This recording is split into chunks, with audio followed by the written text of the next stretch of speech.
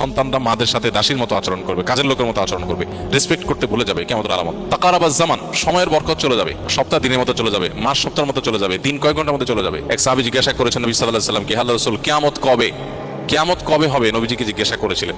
নবীজি সাল্লাল্লাহু আলাইহি ওয়াসাল্লাম সেই সাহাবীকে বলেছেন, মাযা আদাত্তা লাহা, কিয়ামত কবে হবে এই প্রশ্ন যে তুমি করেছো, কিয়ামতের জন্য তোমার প্রিপারেশনটা কি, প্রস্তুতিটা বলো আমাকে, কিয়ামতের প্রস্তুতিটা কি?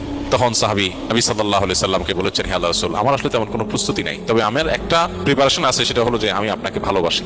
নবী সাল্লাল্লাহু আলাইহি সাল্লাম বলেছেন, আল মারউ মা মান আহাব ইন্নাকা মা মান আহবাবত, তুমি যাকে ভালোবাসো তার সঙ্গে তোমার কিয়ামত হবে, তার সঙ্গে তুমি থাকবে। এই জন্য কিয়ামতের সময়ক্ষণ ঠিক কবে হবে এটা অনুসন্ধানের চাইতে গুরুত্বপূর্ণ হলো, বা এটা অনুসন্ধান করে আসলে ঠিক এক্সাক্ট সময় আমরা বের করতে কেউ কোনোদিন পারবোই না। আলামতগুলো প্রকাশিত হচ্ছে একের পর এক, সময় ঘনিয়ে আসছে, যে কোনো মুহূর্তে মৃত্যুর মাধ্যমে আমার ব্যক্তিগত কিয়ামত শুরু হবে, আমার নিজের কিয়ামত শুরু হয়ে যাবে। ইদা মাতাল ইনসান ফাকাদ কামাত কিয়ামাতুহু, মানুষ মারা গেলে ওইটা একজনের কিয়ামত। আর সামগ্রিক যে কিয়ামত গোটা সৃষ্টি জগতের, সেটাও অতি সন্নিকটে। আমাদের দরকার হলো প্রস্তুতি গ্রহণ করা। আল্লাহ আমাদেরকে যথাযথ